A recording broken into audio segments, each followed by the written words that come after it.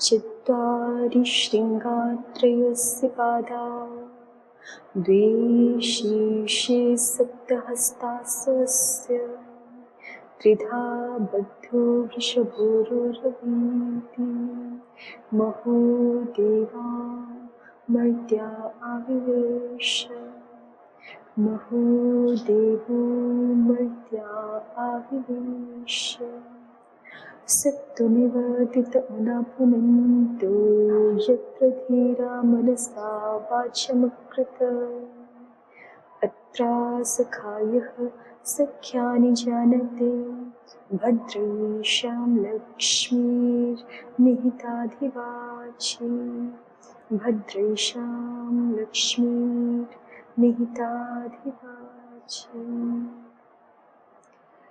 उपासनीयं यत्नेन शास्त्रं व्याकरणं महत् प्रदीपभूतं सर्वासां विद्यानां यदवस्थितम् इदमाद्यं पदस्थानं सिद्धिसोपानपर्वणाम् इयं सा मोक्षमाणानाम् अजिह्वा राजपद्धतिः रूपान्तरेण ते देवा विचरन्ति महीतले ये व्याकरणसंस्कार पवित्रितमुखानराः।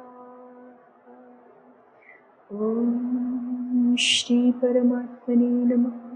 ॐ श्री गुरुभ्यो नमः।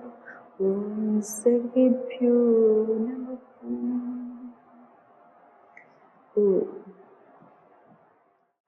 पशपशानिक में ये एक नया प्रकरण प्रारंभ हो रहा है।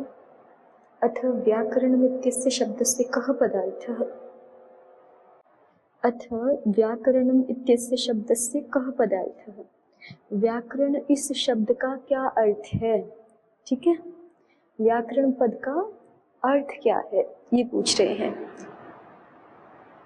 जिज्ञासु ने कहा था व्याकरणम् इत्यस्य शब्दस्य कः पदार्थः, तो समाधाता ने कहा कि व्याकरण का अर्थ है सूत्रम।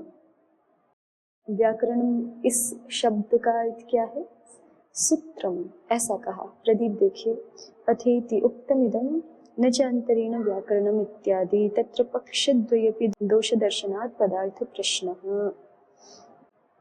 पहले एक बात कही है, प्रयोजन में जो लघु प्रयोजन बताया था वहां पे ये है, देखिए, न चान्तरेण व्याकरणम लघुना उपायेन शब्दा शक्या विज्ञातुम, ये पंक्ति वहां आई थी ना, पृष्ठ संख्या 26 पर। लघ्वर्थम च अध्येयं व्याकरणम ब्राह्मणेन अवश्यम शब्दा ज्ञेयाः न चान्तरेण व्याकरणम लघुना उपायेन शब्दा शक्या विज्ञातुम। तो उसी को प्रदीप उद्धृत कर रहे हैं, उक्तमिदं न चान्तरेण व्याकरणम इत्यादि। ये बात पहले कही है कि बिना व्याकरण शास्त्र के लघु उपाय शब्द और कोई है नहीं शब्दों को जानने के लिए।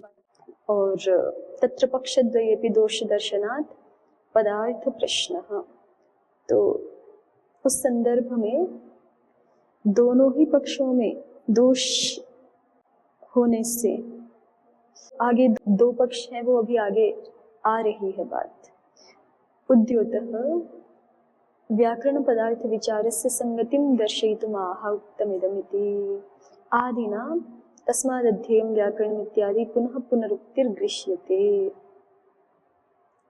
व्याकरण पद के अर्थ का विचार क्यों कर रहे हैं, उसको करने की यहाँ क्या आवश्यकता है, उसकी संगति दिखाने के लिए लिखा है प्रदीपकार ने कि जैसे पहले कहा है कि बिना व्याकरण के हम शब्दों को लघु उपाय से जान नहीं सकते, तो व्याकरण क्या है ये तो हमें पता होना चाहिए ना। और पहले भी प्रयोजनों में बारंबार कहा गया है तस्मादध्येयं व्याकरणम, तस्मादध्येयं व्याकरणम, तो व्याकरण है क्या ये तो पता होना ही चाहिए। तो इसलिए ये प्रश्न संगत है यहाँ पर। अथ व्याकरणम इत्यस्य शब्दस्य कः पदार्थः, व्याकरण इस शब्द का पदार्थ क्या है।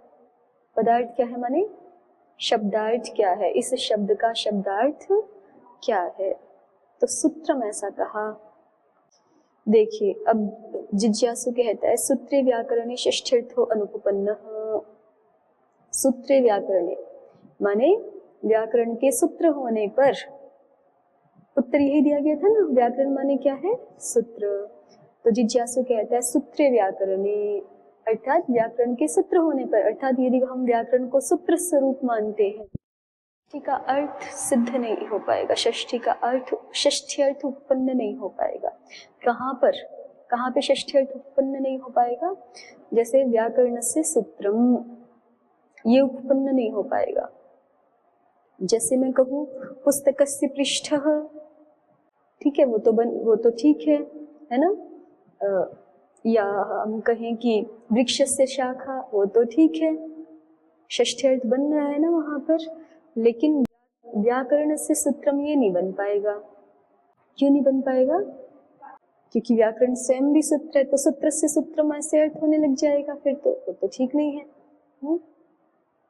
हम कहें मनुष्य से हस्तः, वो तो ठीक है, लेकिन मनुष्य से मनुष्यः, ये तो फिर अलग अर्थ में चला जाएगा ना। तो इसी तरह से यहाँ पे कह रहे हैं कि सूत्रे व्याकरणे षष्ठ्यर्थो नोपपद्यते। अगर हम व्याकरण को सूत्र रूप मानते हैं, सूत्र को ही व्याकरण हम समझें यदि, तो जो हम लोक व्यवहार में प्रयोग करते हैं, या हम जो है वो शास्त्र में भी प्रयोग करते हैं, व्याकरण से सूत्रम करते हैं ना, दर्शन से सूत्रम अलग है, या अन्य कोई ग्रंथ है, छंद आदि, उनके सूत्र अलग है, ठीक है, काव्य शास्त्र के सूत्र अलग है, लेकिन व्याकरण से सूत्रम ये एक अलग है। और ऐसा व्यवहार तो होता है लोक में, व्याकरण से सूत्रम, तो ये व्यवहार हो नहीं पाएगा। यहाँ जो षष्ठी अर्थ है वो उत्पन्न नहीं हो पाएगा यदि हम व्याकरण को ही शास्त्र स्वरूप माने। किम ही तद अन्यत् सूत्रात् व्याकरणम यस्य अधः सूत्रम स्यात्, क्योंकि किम ही तद अन्यत् सूत्रात् व्याकरणम, सूत्र से अतिरिक्त व्याकरण क्या है? यस्य अधः सूत्रम स्यात्, जिसका ये सूत्र होवे। जब दो चीजें अलग अलग होती है तब उनके बीच में षष्ठी विभक्ति लगानी युक्त होती है ना? दो वस्तुएं अलग अलग हैं और उनमें हम संबंध बताना चाहते हैं, तब वहां षष्ठी का प्रयोग उत्पन्न होता है। लेकिन एक ही वस्तु में फिर हम संबंध को दिखा ही नहीं सकते। संबंध हमेशा द्वयर्थनिष्ठ होता है ना, एक में तो संबंध हो ही नहीं सकता कुछ। तो इसलिए कह रहे हैं कि व्याकरण भी यदि सूत्र है तो व्याकरण से सूत्रम ऐसा बोल नहीं पाएंगे। फिर क्यों नहीं बोल पाएंगे? किम ही तद अन्यत् सूत्राद व्याकरणम, सूत्राद अन्यत् तद व्याकरणम किम ही, सूत्र से अन्य वह व्याकरण क्या है? यस्य अधः सूत्रम स्यात्, कि जिसका यह सूत्र बन जाए। ठीक है, प्रदीप देखिए षष्ठ्यर्थ इति द्वाभ्याम अपि शब्दाभ्याम अष्टाध्याय्याः प्रतिपादनाद् व्यतिरेकाभावः, कि ये जो दोनों ही शब्द है ना, व्याकरण से भी, व्याकरण भी और सूत्र भी, दोनों ही शब्दों के द्वारा अष्टाध्यायी का प्रतिपादन हो रहा है। सूत्रम का भी मान लीजिए बहुत सारे सूत्र ऐसे हो गया यदि, क्योंकि जाति में एक वचन भी हो जाता है ना, जैसे प्रदीपकार कह रहे हैं। अगर हम यहाँ इतना भी अंतर करें कि व्याकरण तो सूत्र समूह रूप और उसका एक सूत्र, फिर भी षष्ठी अर्थ बन जाएगा, है ना। लेकिन इसीलिए प्रदीपकार कह रहे हैं कि ऐसा भी नहीं, यहाँ तो व्याकरण भी सूत्राणी है और सूत्रम भी सूत्राणी है। ठीक है, तो द्वाभ्यामपि शब्दाभ्याम अष्टाध्याय्याः प्रतिपादनात्, दोनों ही शब्दों के द्वारा अष्टाध्यायी का ही प्रतिपादन होने से, किन दोनों शब्दों के द्वारा? हाँ, व्याकरण और सूत्र, इन दोनों ही शब्दों के द्वारा अष्टाध्यायी का प्रतिपादन होने से व्यतिरेका अभावः, उनमें परस्पर कुछ भी विशेष नहीं है, कुछ भी अलग नहीं है, व्यतिरेक का अभाव है, वैशिष्ट्य का अभाव है, भेद का अभाव है। सामान्य विशेष शब्दतया तो द्वयोः प्रयोगो न विरुध्यते, और सामान्य विशेष शब्द के रूप में दोनों का प्रयोग करें तब तो वो विरुद्ध नहीं होता। कैसे नहीं होता? जैसे अभी हमने उदाहरण दिखाए थे ना कि सूत्र शब्द तो सामान्य है, वो व्याकरण के सूत्र को कहने के लिए भी आएगा, दर्शनों के सूत्रों को कहने के लिए भी आएगा, छंद के सूत्रों को कहने के लिए भी आएगा, है ना, ज्योतिष शास्त्र के सूत्रों को भी कहने के लिए आएगा। ठीक है, तो सूत्र शब्द तो सामान्य शब्द है, लेकिन व्याकरण तो विशेष अर्थ वाला है। तो फिर इतना भेद हो गया ना दोनों में। जब हम कह रहे हैं व्याकरणस्य सूत्रम, तो व्याकरणस्य का मतलब व्याकरण के सूत्र, और सूत्रम माने सूत्रम, सूत्र सामान्य। ठीक है, तो उसी को दिखा रहे हैं। सामान्य विशेष शब्दतया तु द्वयोः प्रयोगो न विरुध्यते। सामान्य और विशेष शब्द के रूप में तो दोनों का प्रयोग विरुद्ध नहीं है। यदा तो अष्टाध्यायी देशः सूत्र शब्देन उच्यते तदा षष्ठ्यर्थोपि उपपद्यते। ये हमने देख ही लिया पहले कि यदि हम व्याकरण से तो अब पूरी अष्टाध्यायी को ले ले, और सूत्रम से अष्टाध्यायी के सूत्र विशेष को ले, तो भी षष्ठ्यर्थ बन जाएगा। आगे देखिए, शब्दा प्रतिपत्ति, शब्दानां च प्रतिपत्ति प्राप्नोति व्याकरणा शब्दान प्रतिपद्यामहे इति न ही सूत्रतः एव शब्दान प्रतिपद्यन्ते। ये जिज्ञासु ही बोल रहा है। जिज्ञासु ने पहली समस्या दिखाई ना, सूत्रे व्याकरणे षष्ठ्यर्थो अनुपपन्नः। दूसरी बात बोल रहा है जिज्ञासु कि शब्दा प्रतिपत्ति, शब्दानां च प्रतिपत्ति प्राप्नोति, शब्दों की भी अप्रतिपत्ति प्राप्त होगी। अप्रतिपत्ति माने ज्ञान ना हो पाना, ज्ञाना भाव। शब्दानां च प्रतिपत्ति प्राप्नोति व्याकरणा शब्दान प्रतिपद्यामहे इति। व्याकरण से शब्दों को हम जानते हैं, न ही सूत्रतः एव शब्दान प्रतिपद्यन्ते। लेकिन अगर व्याकरण का अर्थ सूत्र लोगे तो केवल सूत्र से शब्दों को थोड़े जान लेते हैं हम। जैसे अभी बच्चों को अष्टाध्यायी याद कराते तो उनके हाथ में अष्टाध्यायी दे दी, तो वो सूत्रों को तो जानते हैं, लेकिन उन सूत्रों से कौन से शब्द सिद्ध होते हैं उनको थोड़े जानते हैं। नहीं जानते ना, बिना पढ़ाए, बिना व्याख्यान किए पूरा, उनको बिना जो है वो पदच्छेद, विभक्ति, वचन, अनुवृत्ति, सूत्रार्थ, उदाहरण, सिद्धि, इतना सारा बिना व्याख्यान किए तो शब्दों को नहीं जानते। ठीक है, तो इसलिए कह रहे हैं कि व्याकरण का अर्थ यदि केवल शब्द लोगे, नहीं सूत्र लोगे, व्याकरण का अर्थ केवल यदि सूत्र लोगे, तो जो हम बात कहते हैं कि व्याकरणा शब्दान प्रतिपद्यामहे, कि हम व्याकरण से शब्दों को जानते हैं या शब्दों को जानेंगे, ये बात ठीक नहीं हो पाएगी, क्योंकि इस व्याकरण का अर्थ आपने ले लिया सूत्र, और केवल सूत्र से तो शब्दों को जाना नहीं जाता है। ठीक हुआ। शब्दा प्रतिपत्ति, ये दूसरा दोष दिखा रहा है जिज्ञासु। किस पक्ष में? सूत्रे व्याकरणे। ठीक है, सूत्रे व्याकरणे की अनुवृत्ति हो जाएगी ऊपर वाली वार्तिक से। सूत्रे व्याकरणे षष्ठ्यर्थो अनुपपन्नः सूत्रे व्याकरणे शब्दा प्रतिपत्तिः शब्दानां च प्रतिपत्तिः प्राप्नोति व्याकरणात् शब्दान् प्रतिपद्यामहे इति न हि सूत्रतः एव शब्दान् प्रतिपद्यन्ते किं तर्हि व्याख्यानतश्च।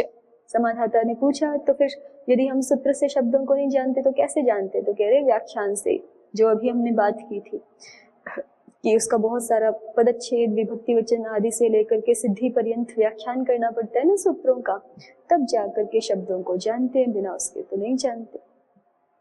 प्रदीपः शब्दा प्रतिपत्तिरिति न हि व्याख्यान रहित सूत्र मात्र श्रवणात् शब्दाः प्रतीयन्ते।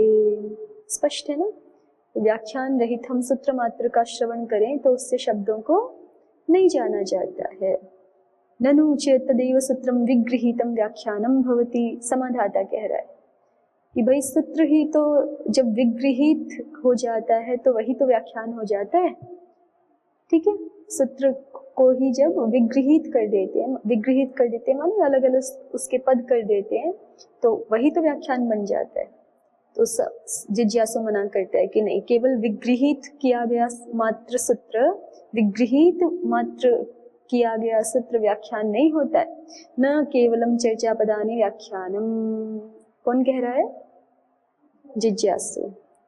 कि केवल चर्चा पद ही व्याख्यान नहीं है कि वृद्धि रादैच को आपने विगृहीत करके बता दिया, माने पदशः अलग करके बता दिया। वृद्धि ही एक अलग पद है, आत एक अलग पद है, ऐच एक अलग पद है, इतना मात्र आपने बता दिया। वृद्धि ही आत ऐच, आद ऐच में समास हो रखा है, वहां पर आत ऐच अलग अलग है, ये आपने बता दिया इतना। तो कह रहे कि इतना मात्र ही व्याख्यान नहीं है। इतना भी बता दोगे किसी को तो भी शब्दों को नहीं जाना जाएगा। इससे जाना जाएगा क्या? न केवलम चर्चा पदानी व्याख्यानम वृद्धि आत ऐचिति। तो किन तर्हि, समाधाता ने कहा फिर व्याख्यान क्या है, तो जिज्ञासु ने स्पष्ट किया, उदाहरणम प्रत्युदाहरणम वाक्याध्याहारः इत्येतत् समुदितं व्याख्यानम भवति। कि व्याख्यान में तो बहुत कुछ आता है, पद विगृहीत पद, सूत्रों को जो है सूत्रों का पदच्छेद करना, विभक्ति वचन जना का ज्ञान करवाना, वाक्याध्याहार करके उसके अर्थ का निष्पादन करना, फिर उदाहरण बताना, फिर पदकृत्य बताना, है ना, ये सारा का सारा ही व्याख्यान में आता है। इससे शब्दों को जानते। उदाहरणम प्रत्युदाहरणम वाक्याध्याहारः इत्येतत् समुदितं व्याख्यानं भवति। प्रदीपः समुदितम् इति समुदायादेव अर्थावसायोत्पादात् इत्यर्थः। इस पूरे समुदाय को व्याख्यान क्यों कहा? क्योंकि ये इकट्ठा होने पर ही अर्थ ज्ञान को उत्पन्न करता है। समुदायादेव अर्थावसायोत्पादात् इत्यर्थः। समुदाय से ही अर्थ ज्ञान के उत्पन्न होने से। उद्योग देख लीजिए, चर्चा पदानी चर्च्यमानानि विभज्यमानानि पदानि। ठीक है, विभक्त किए जाते हुए पदों को यहाँ चर्चा पद कहा गया है। और वाक्याध्याहारः वाक्य घटक पदानां सूत्रांतरे श्रुतानां स्वरितत्व प्रतिज्ञया अध्याहारः कल्पनम। वाक्याध्याहार से किसको लिया है? अनुवृत्ति को, जिसको हम सामान्य शब्द में अनुवृत्ति कहते हैं। वाक्य घटक पदानां सूत्रांते श्रुतानां की अर्थ करते समय जो सूत्रार्थ वाक्य के घटक पद हैं, लेकिन उस सूत्र में नहीं पढ़े, किसी दूसरे सूत्र में पढ़े हैं, तो वहां से स्वरितत्व प्रतिज्ञा करके उनका अध्याहार कर लेना प्रकृत सूत्रार्थ वाक्य में, उसी को क्या कहते हैं? वाक्य अध्याहार। माने सीधे सीधे कहो तो अनुवृत्ति शब्दों को ही यहाँ पे वाक्य अध्याहार के रूप में कह रहे हैं। अथवा यद्वा वाक्याध्याहार इत्यनेन वार्तिककृत वाक्यानां सूत्र तात्पर्य विषयतया वाक्येकदेश न्यायेन सूचिता। या फिर कह रहे हैं कि वाक्याध्याहार से जो है ना, वार्तिककार के जो वाक्य हैं उनको ले लिया जाएगा। क्यों ले लिया जाएगा? क्योंकि कहीं कहीं पर वो भी सूत्र के तात्पर्य विषय वाले ही होते हैं, सूत्र के तात्पर्य को पूरा करने के लिए ही वार्तिक कहे गए होते हैं, तो इसलिए कहीं कहीं वाक्याध्याहार से इसको भी ले सकते हैं। आगे बढ़िए, तो हम कहाँ पहुंचे अभी? जिज्ञासु का दोष है दूसरा, व्याकरण शब्द का अर्थ यदि सूत्र मानेंगे तो दो दोष आएंगे। प्रथम कहा सूत्रे व्याकरण षष्ठ्यर्थो अनुपन्नः, दूसरा शब्दा प्रतिपत्ति। अब शब्दा प्रतिपत्ति पे थोड़ा सा जो है वो व्याख्यान कहिए या चर्चा कहिए चली है। तो यहाँ पर अंततः किसकी बात रही? जिज्ञासु की ही। जिज्ञासु कह रहा है कि केवल सूत्र मात्र से शब्दों को नहीं जान सकते, व्याख्यान से जानना होता है। ठीक है, तो यदि व्याकरण का अर्थ सूत्र मात्र लेंगे तो ये भी दोष आएगा कि व्याकरणा शब्दान प्रतिपद्यामहे, ऐसा जो हम बोलते हैं वो युक्त नहीं ठहरेगा। ठीक, तो अब समाधाता दूसरा पक्ष लाता है, एवं तर्हि शब्दः। इसका क्या मतलब? एवं तर्हि शब्दः माने भाई पहले व्याकरण का अर्थ सूत्र लिया था तो दोष आ रहे थे, तो कोई बात, वो अर्थ मत लो, व्याकरण का अर्थ क्या ले लो? शब्दः। एवं तर्हि शब्दः, व्याकरण पद का अर्थ है शब्द। उद्योग देखिए, शब्द इति लक्ष्यम इत्यर्थः। ठीक है ना, शब्द माने लक्ष्यम। व्याकरण शब्द का अर्थ क्या है? पहले कहा था सूत्रम माने लक्षणम, सूत्रम को दूसरे शब्द से हम लक्षणम भी कह सकते हैं ना। तो पहले व्याकरण शब्द का अर्थ कहा था लक्षणम, तो व्याकरण का अर्थ यदि केवल लक्षण मानेंगे तो उसमें क्या दो दोष है वो दिखाए पहले।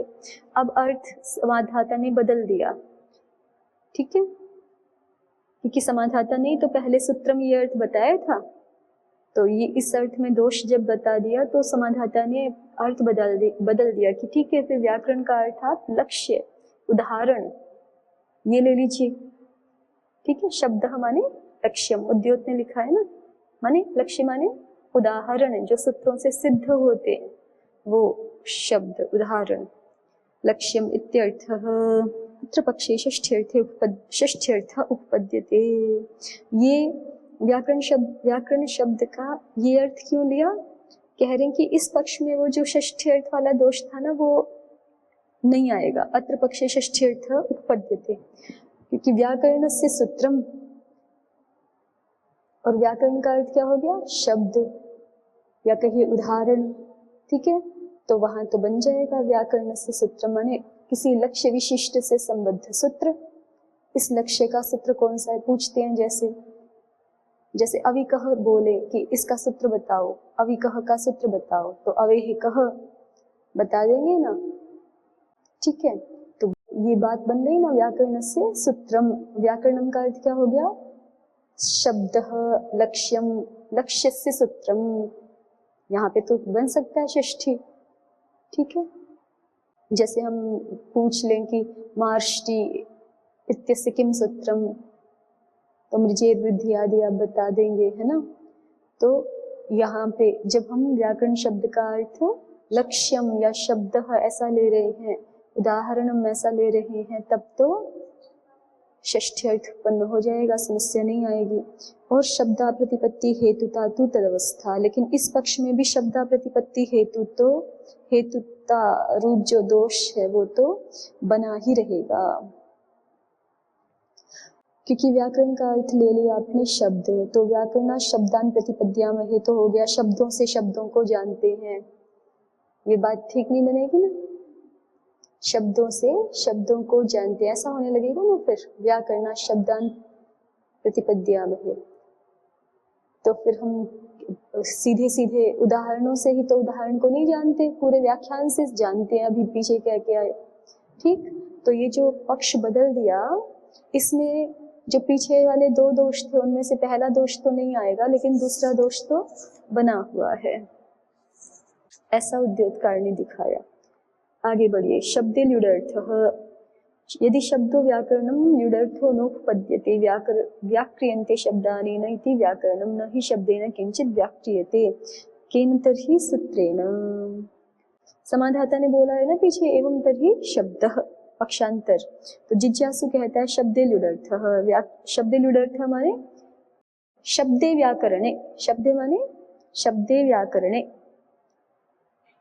अर्थात यदि हम व्याकरण को शब्द ऐसा मानते हैं, या कहीं व्याकरण इसका अर्थ शब्द है ऐसा मानते हैं, तो फिर ल्युडर्थो नोपपद्यते यदि शब्दो व्याकरणम। देखिए आगे स्पष्ट लिख ही दिया ना, यदि शब्दो व्याकरणम, यदि शब्द व्याकरण है, ठीक है, अर्थात व्याकरण शब्द का अर्थ यदि क्या है? शब्द। व्याकरण पद का अर्थ क्या है? शब्द। ऐसा यदि मानेंगे तो ल्युडर्थो नोपपद्यते, तो व्याकरणम इस शब्द में हमने जो लिट प्रत्यय किया हुआ है ना, उसका अर्थ उत्पन्न नहीं हो पाएगा, उसका अर्थ नहीं घटेगा। कैसे नहीं घटेगा? कि व्याकरणम में हम करण अर्थ में लिट प्रत्यय करते हैं, व्याक्रियन्ते शब्दा अनेन इति व्याकरणम, ऐसा व्याख्यान करते हैं, और करण अर्थ में लिट प्रत्यय करते हैं। तो न ही शब्देन किंचित व्याक्रियते, लेकिन शब्द के द्वारा तो कुछ व्याकृत होता नहीं है। होता है क्या? व्याक्रियन्ते शब्दानेन इति व्याकरणम, जिसके द्वारा शब्दों को व्याकृत किया जाए। व्याकृत किया जाए माने बनाया जाए। जब हम कहते हैं कि धातोः नुल त्रिचौ भवतः, ऐसा करके तो सूत्र के द्वारा शब्दों को बनाया जाता है ना। सूत्र प्रतिपादन करता है कि इस धातु से ये प्रत्यय हो जाए, फिर ऐसे ऐसे कार्य हो जाए, वो अलग सूत्रों के द्वारा कार्य सिद्ध होते, तब जाके शब्द बनता है, ठीक है।